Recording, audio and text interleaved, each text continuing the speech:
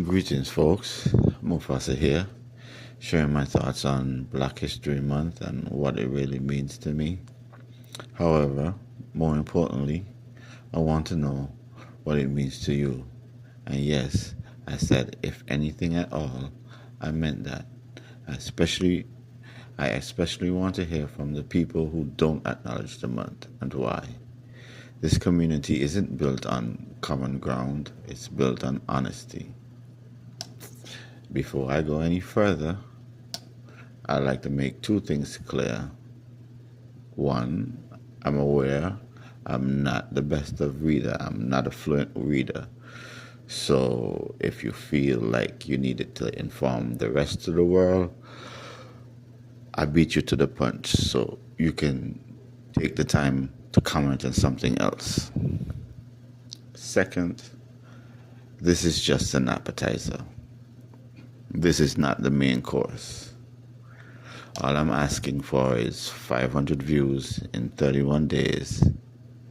I've never been greedy. A month to hit 500 feels fair. But hey, time will tell. First item on the menu, my roller coaster with the month. I'll be real with you. I wasn't a fan of Black History Month for a while. A good friend pointed out that my opinions were based off of faulty information. So I did some real research. I thought I had the whole puzzle figured out. Turns out I was missing some important pieces. That's when I learned the month wasn't created by the man or white folks, as like I once assumed. It was started by Dr. Carter G. Woodson, the father of Black history. Once I've learned that, I became a fan again. So in the main video, I'll be talking about my roller coaster relationship with the month and how I found a new tether. Put your tongue between your teeth and tether. And how I found a new tether to it. And trust me, if it's the first time you're hearing about Dr. Woodson, you wouldn't want to miss out on what I've gathered. You'd think my name is Hansel with no Gretel. Second course, the drop-off problem. Another thing I'll address is the pattern we see every year. From February 1st to the 13th is black this, black that, black is right, black don't crack. Then around the 17th or the 18th, the energy drops off. And by the end of the month, you might see a handful of videos. I am not a fan of that method at all. Third course, updating the message. Let me say this up front. Yes, slavery happened. And what happened was more than bad. It was atrocious. But we need to update our understanding of the Black experience. If we only listen to certain content creators, you'd think Black history started with slavery.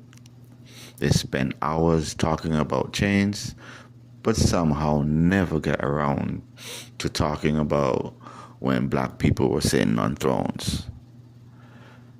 So I'm highlighting 4 individuals, 2 from the distant past, 2 more recent. 1 male, 1 female, from each era.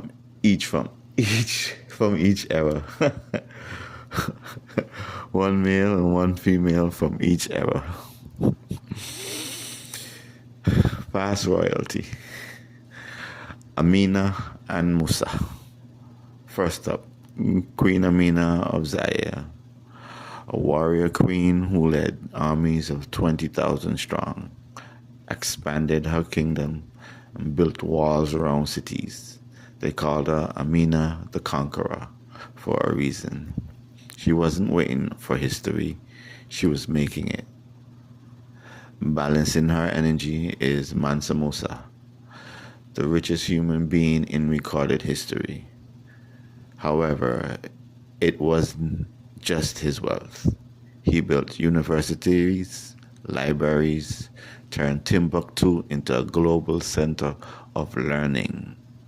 His pilgrimage to Mecca was so generous that it shifted entire economies. Amina built borders. Musa built mines. That's black excellence before slavery. Full spectrum. I have another disclaimer. Now, before anybody jumps out the window forgetting that there's no fire escape, let me make this clear. I am not here to glorify crime or pretend anybody was a saint. I'm talking about Stephanie St. Clair strictly in the context of the positive impact she had on her community.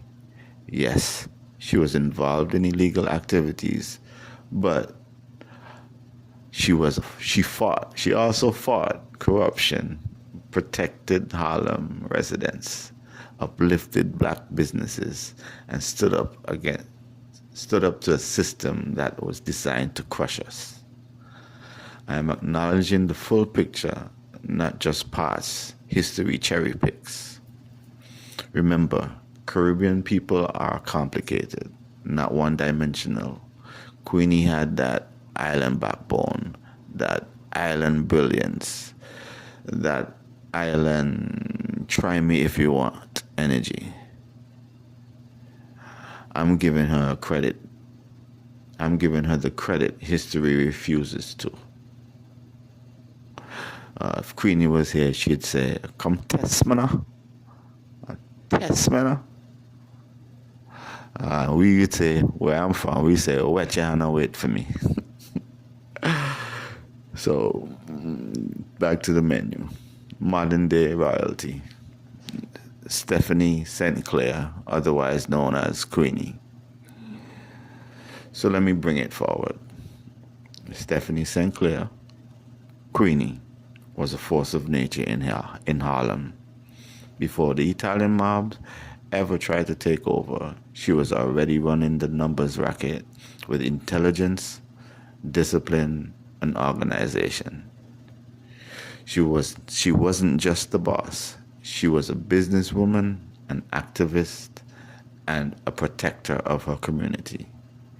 She fought police corruption, defended Harlem residents, and used her influence to uplift the black businesses. She wasn't perfect, but she was powerful, strategic, and unafraid to stand up to a system designed to crush black people. That's modern black royalty too. Modern royalty menu continues. The first gong, Leonard P. Howell. Now, for the next item on the modern menu, I want to highlight a man whose influence went way beyond Harlem. Leonard Percival Howell, also known as the first gong. If Queenie represents power in the streets, Howell represents power of the spirit.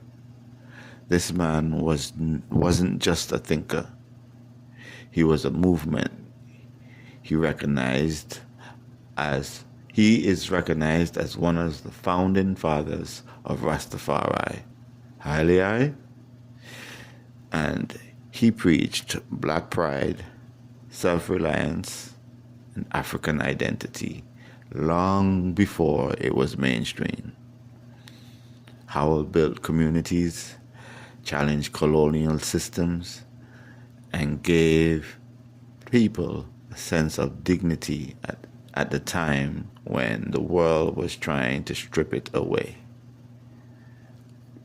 So while Queenie was fighting corruption in Harlem, Howell was fighting oppression in Jamaica. Two different battlegrounds, same mission, uplift the people. That's modern black royalty too. And let me tell you, When a Caribbean man decides he's going to build a movement, you might as well step aside. Howell didn't just talk. He created a whole spiritual nation. That's not regular influence. That's legacy. The final bite. La piece de la résistance. I'm going to run the back. I'm going to say that again. I'm going to pull it up. Final bite. La piece de la résistance. I said it better the first time. Anyhow, the N-word has lost its sting. And some black folks need to stop pretending nobody can see the hypocrisy. I'm going to leave it right there.